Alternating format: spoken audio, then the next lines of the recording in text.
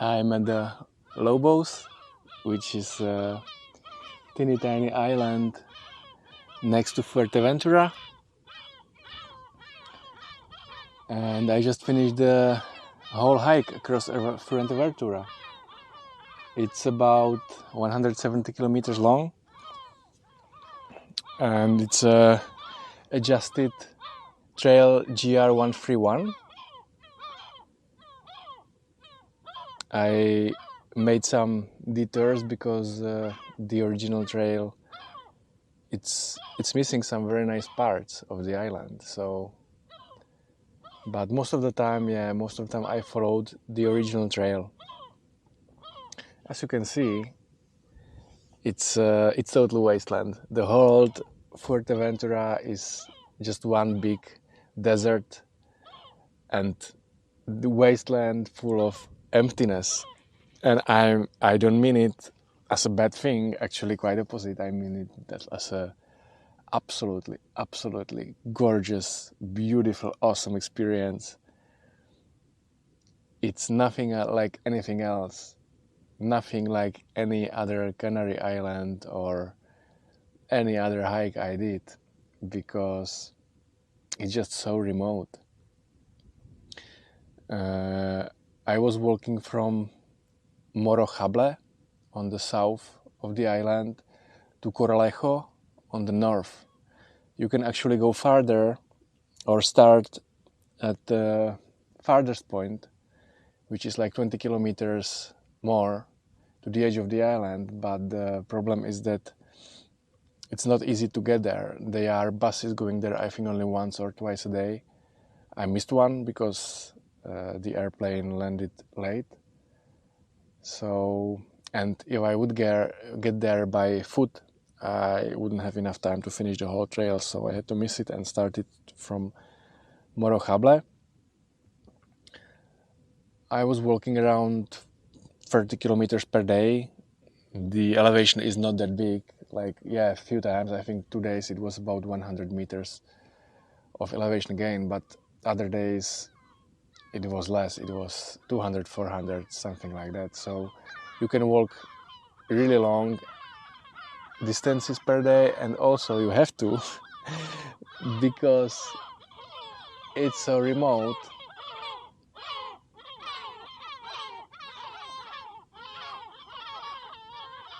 They like me probably. Just get out of here, stranger.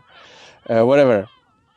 You have to walk longer distances because sometimes between cities and towns there is nothing. There is just one big emptiness. And the first day I walked basically in emptiness, not visiting even one town. I left Morro and there was nothing. After that, just dunes and plain desert. And those 30 kilometers per day, I was walking from sunrise to sunset, so around 10 hours per day with some stops.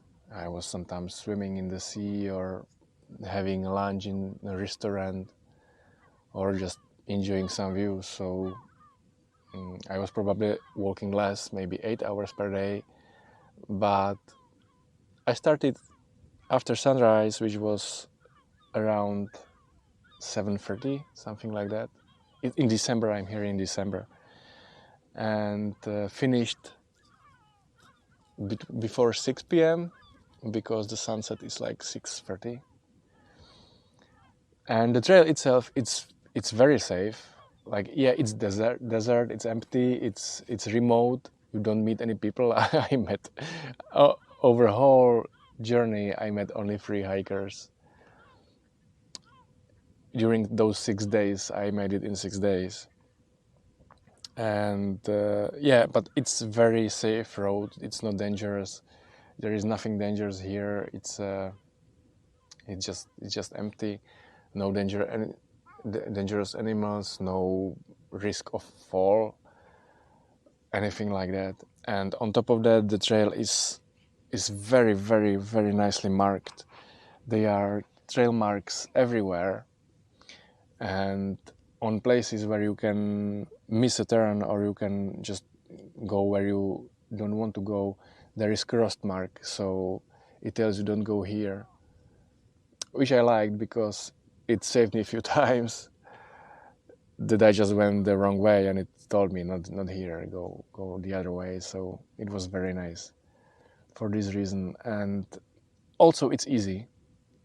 It's the difficult is very comparable to, for example, Lanzarote hike. It's just different. It's just sandy and rocky, and there is nothing else basically. And as I said, I made some variations because it didn't. The original trail is going the shortest distance, and there is, for example, a very nice old dam and rock formations, really beautiful rock formations. So I wanted to go there, which was a detour. Then another detour was a canyon, sandy canyon, with walls made by sand. Very, very nice, protected area and natural park. Then I made a detour for a longer walk by the coast because I like sea views and coastal hikes. So, and it was absolutely nice, beautiful. It was very, very nice. And I think the last detour I made was the, not volcano, crater, a Big Bang. There was some huge rock fell there a long time ago, and there's a huge crater, absolutely beautiful. And I don't understand why the trail is going just 2 kilometers from it, flat ground, missing those beautiful views. So yeah, other than that, I was just following the original trail and then took a ferry to this Lobos, teeny tiny island, 20 minutes ride on a boat from Fuerteventura to here. But with this, it's a bit complicated because officially you need a permit to get here. You can get it for free on the official website, but it's limited. They limit it to 400 people per day, 200 in the morning, 200 in the afternoon, and you can spend here only 4 hours. So yeah, it's limited. They want to protect the area. There are probably too many tourists. So keeping in mind, also the ferry is going in specific times. You can find it in the dock. You just come there, and there are several providers which are taking people here. It costs around 15 euros, and both ways together 15 euros. So we can explore another island, and actually it's very close to Fuerteventura, not to Fuerteventura obviously, but also to Lanzarote. Lanzarote is like 30 kilometers from here too. So yeah, it's interesting to hike Lanzarote. There is also little teeny tiny island La Graciosa, and here on Fuerteventura there is also teeny tiny island Lobos where you can get by a boat. Weather here is in December I came from Czechia. It was about below zero actually when I was leaving, and came here to 25 degrees. It's basically all the time sunny here. Yeah, the sun it's not that clean, the sky is not that clean, but it's still sunny all the time. And the ocean is very swimmable. I think it's 20 degrees, it's warm, it's nice and warm. So perfect place to go for a winter from cold days in Europe. And but it's very windy. It's extremely windy. And when you are walking on the ridges of those mountains, or not mountains, more like big hills, it's very windy. And if the wind is blowing into your ear for 2 hours, it starts hurting. So only complications what I had was that my ear was hurting because of the strong wind. But on the other hand, the wind is good because when it's hot, it helps you to cool down. You feel better, so you don't sweat that much. So yeah, weather is great here. Ocean is great. Just one thing is that during the night it's very humid. There is a condensation, and if you sleep under the stars, the first night I slept basically on place like this, and in the morning everything was wet. The sleeping bag was wet, and because the condensation. But you can sleep in covered places, and then it's not an issue there. Also, thing to consider are, I don't know if those were flies or mosquitoes, probably flies because they didn't bite that much, but during the night they were buzzing around all the time, so it wasn't that easy to sleep when the flies are buzzing around you. And also in some places or during some times, I don't know how it works, but some nights there was so strong wind that it was very loud and it was very hard to sleep because the wind was so loud. Some nights it was fine, but some nights it was very windy. So actually I didn't sleep that much on the hike, even when I had like 12 hours of sleep every day. It was like micro sleeping, half an hour and then waking up, or maybe 10 minutes waking up, 10 minutes of sleeping, waking up, all the time like this. But the nights are warm. It was, I think 17 degrees was the minimum, maybe even some nights was 20. So I wasn't even sleeping in the sleeping bag. I was sleeping in bivouac bag because it was just too hot for summer sleeping bag, way too hot in the night. And one thing about the ocean, you can few times per the whole hike you are passing some beaches, but not every time you can swim. I was swimming at the end of the hike after 6 days. I was swimming for the first time because the days before, the waves were too big and too strong, and it's dangerous if those big waves are so big because they drag you out of the shore. So I wouldn't recommend swimming in those conditions. So I basically didn't wash myself for 6 days, which wasn't very pleasant. But what you can do? Yeah, I didn't want to go to any hotel or anything like that. So yeah, but thanks to the wind, you don't sweat that much, and if you have good merino t-shirt, you don't stink at all. So it's fine. And with those long distances between towns, there is one problem, and that's water, because obviously in desert there is no water source. There is only ocean, and you can't filter that. You can't use that water for drinking in any way, so you have to buy it in towns. And the what's tricky here is that on the map they are towns, but you come there and those are no towns. Those are just, I don't know, like 20 houses next to each other, but there is no shop, there is no nothing. It's empty. It's like a ghost town in this time of the year. They are sometimes not even people, really a ghost town. And in those bigger towns, and bigger I mean like, I don't know, 500 people there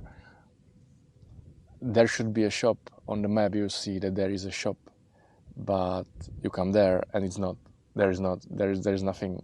Either it's closed permanently, or it's just not there anymore, and you count on it for the water, because if you walk 30 kilometers, if you plan your day that after 30 kilometers in the wilderness you restock, with water, and you come there and there is nothing, it's a problem. It's a big problem, especially in this weather. So few times saved me some people that I just knocked on the door or saw someone and asked for water. Once I asked in a big hotel, which was like exclusive hotel for rich clients, and I came there sweaty with dirty backpack and everything, but they were very nice to me, and the reception, they offered me even bottled water, but I just went to the toilet and took water there. So with water it's a bit tricky, and the same with food, because yeah, some shops are not where they should be, or they are on the map, they are not in reality there, or they are closed.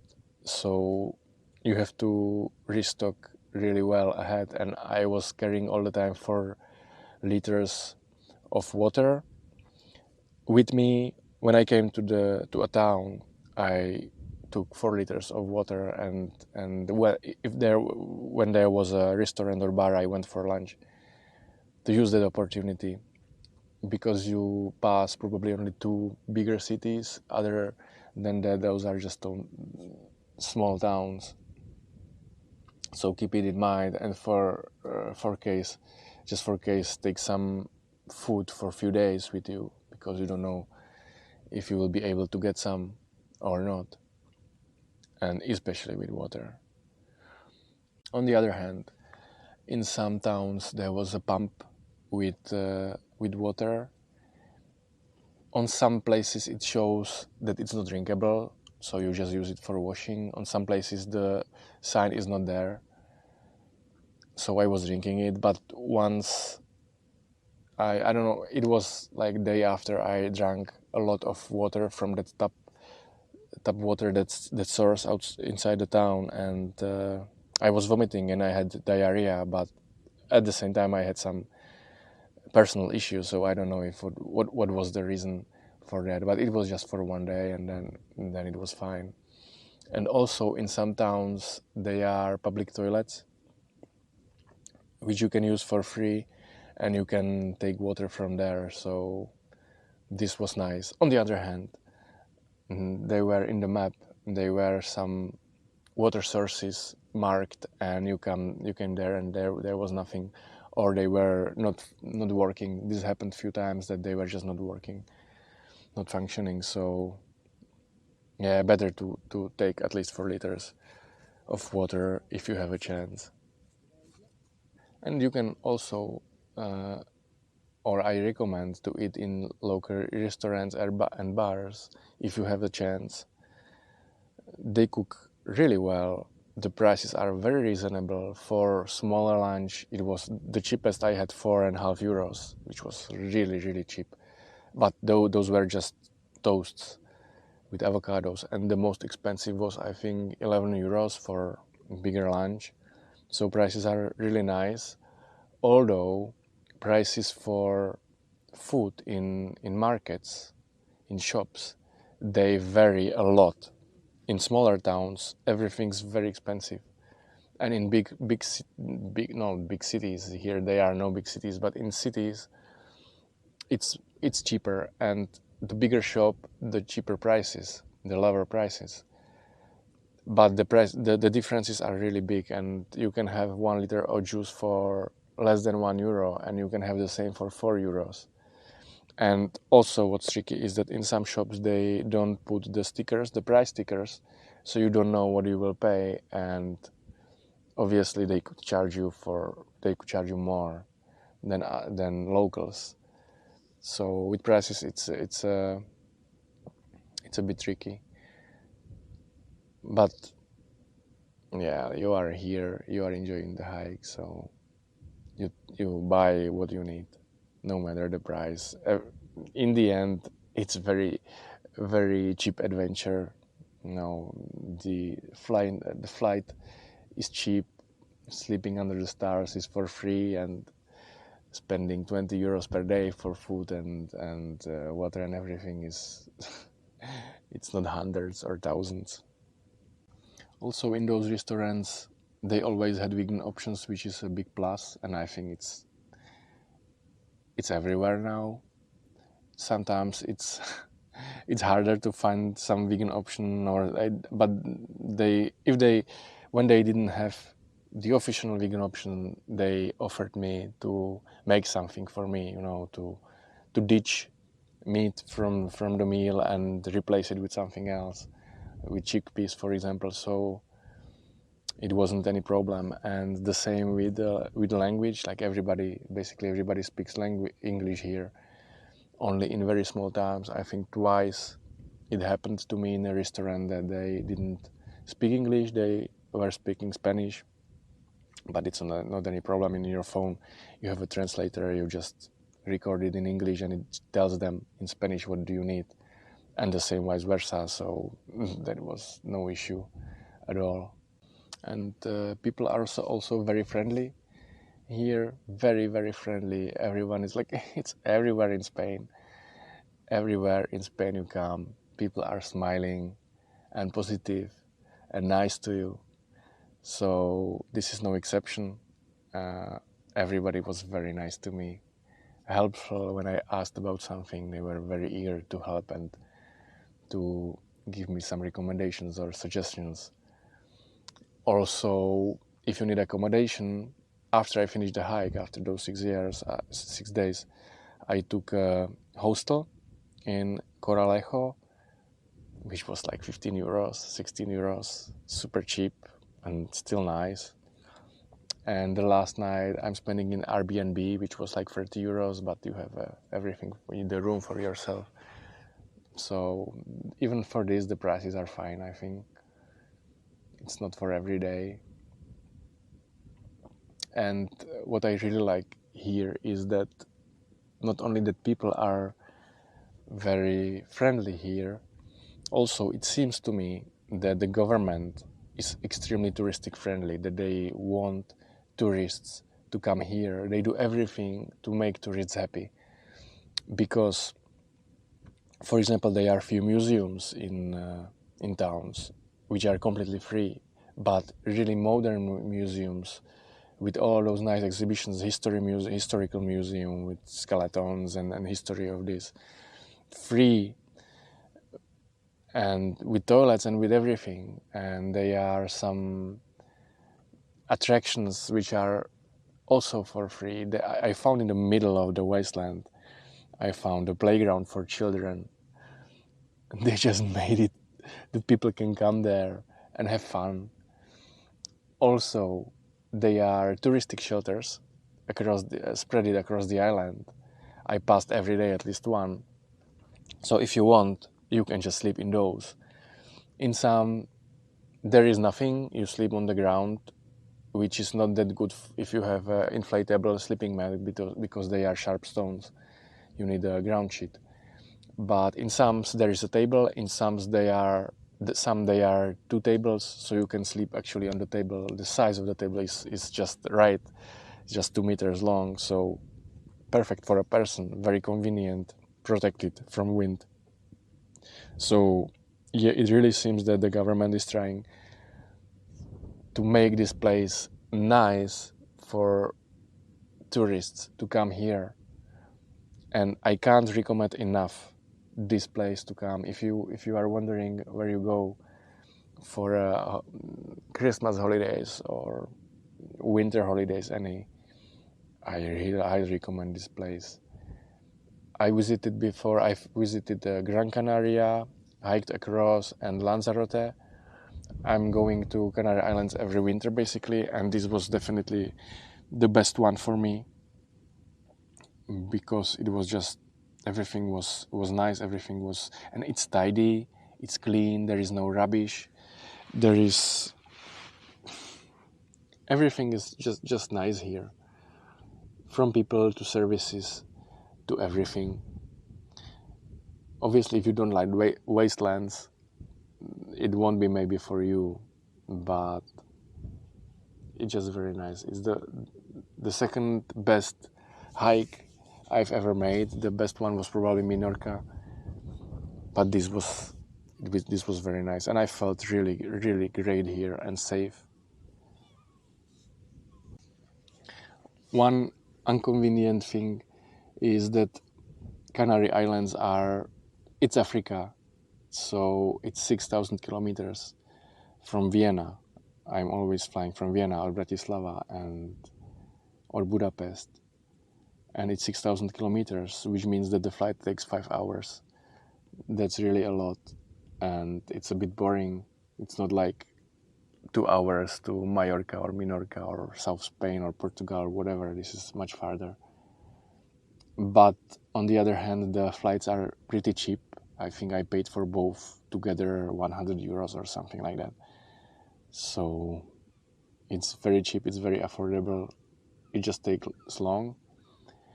Local transport, from that I have actually quite a mixed feelings, because from on the internet, the bus numbers. You don't see any map with buses. You have to go through bus numbers and check which one is going from where to where. And they only show the times from the starting point and the times to the end point of the bus, the bus line. So you know that it starts in this city and it ends this city and at these times, but you don't know the stops in the middle between, which the bus line could be 2 hours long, and you don't know when the bus will be in those stops between the starting and the ending point. Maybe it's somewhere, I couldn't find it anywhere. It's not on physical bus stops. There is only that starting and ending time. It's not on the internet. You can't book it on the internet. You have to just show up there and take a bus. And that also doesn't mean that you will be successful, because I witnessed that the bus was full. Like there was a lot of space to stand, but the seats were all taken, and the bus just stopped taking any more passengers. He was even passing by the bus stops. He was ignoring the people who were just standing outside and waving on the bus. He was just passing it, because probably there is some rule that if all the bus seats are taken, the driver can't take anyone else. So it's very unreliable, it's very inconvenient. Here it's harder than in any other Spanish place I was, to find the right bus and know when it's going where, how long it takes, it's just too complicated for me. And also it's not that cheap, like paying 10 euros for going, 100 kilometers. It's, I don't know, like I didn't like this part of the journey that much, the buses.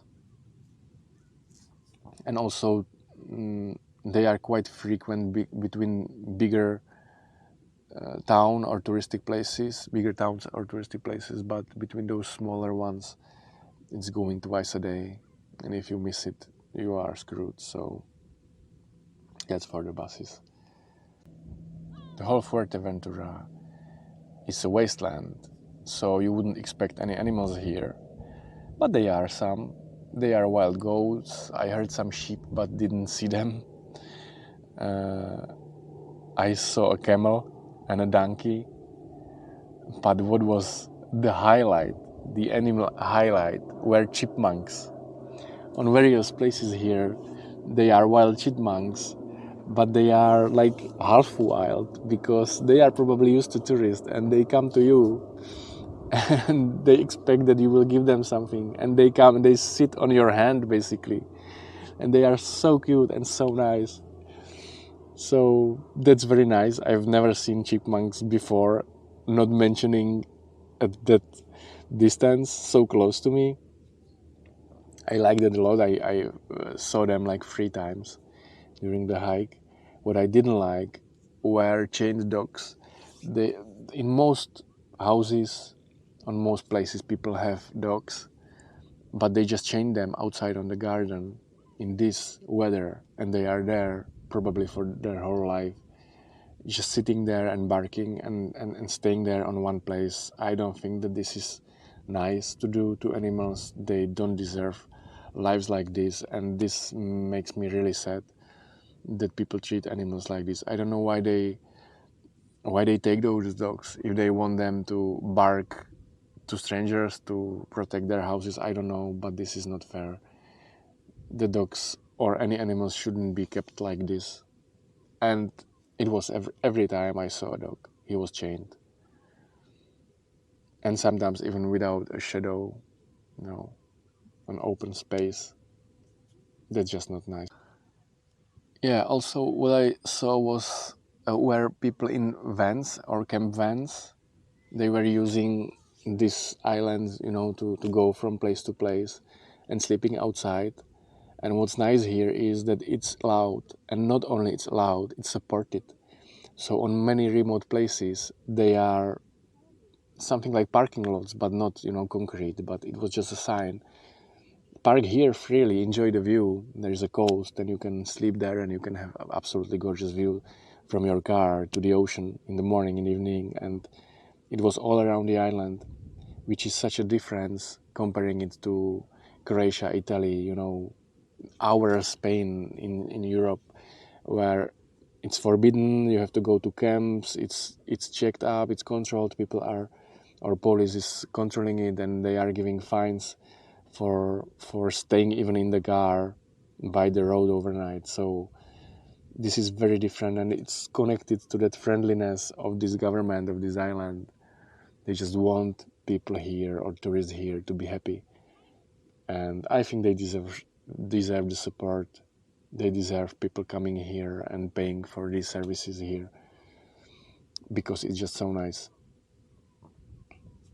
So when I compare it to the other Canary Islands I've visited, Gran Canaria was completely different. It was like one big hill and forests in the middle, and you are crossing it. Apart from Maspalomas on the south, which was very sandy, there were also these dunes, but it was just limited space. But it was different, and Lanzarote was a bit of mix of both. It was more green. There were green parts. It wasn't that remote. This is really like here. These green plants. I'm on Lobos, so it's not Fuerteventura. On Fuerteventura, they are extremely rare. It's extremely rare to see anything green, and I think that I haven't seen a single living tree outside of towns. There were some dead trees, but not even one living tree. Even palms, even anything, I think that they were just in towns where people can water them because it's just extremely dry here. Even in December, which is the rainiest month of the year here, there are only 3 rainy days per month, but only 20 millimeters of the rainfall for the whole month, which means that even when it's raining for 3 days, it's very short and very little of rain. So basically, it's guaranteed when you come here that you will have sunny weather, nice warm weather any time of the year. And if it will be raining, it will be just few drops in the afternoon, and that's it. Absolutely perfect. I'm planning for the next year, I'm planning Tenerife, which is also different. It's more rocky. There are some forests there, and there is the highest mountain of Spain, not only from Canary Island, but of Spain, Pico de Teide. So I'm looking forward for it. I'm also the next spring I'm planning to hike Madeira finally, which I'm looking forward to do for 2 years already, which will be a completely different experience, and it's actually not far from here. So yeah, more hikes, more adventures, more journeys, more fun. And if you like to be alone, this is the place you want to visit. This is the place you want to hike, because on no other place you will be more alone than here. Just like I said, I met 3 hikers in those 6 days, and other than that, people only in towns. and even in most of the times there were very few people, sometimes even none. So this is the perfect hike for loners, for people who like solitude, to be alone and to walk long distances at the same time. So that's it. Looking forward for more hikes. There will be more movies. See you on another one.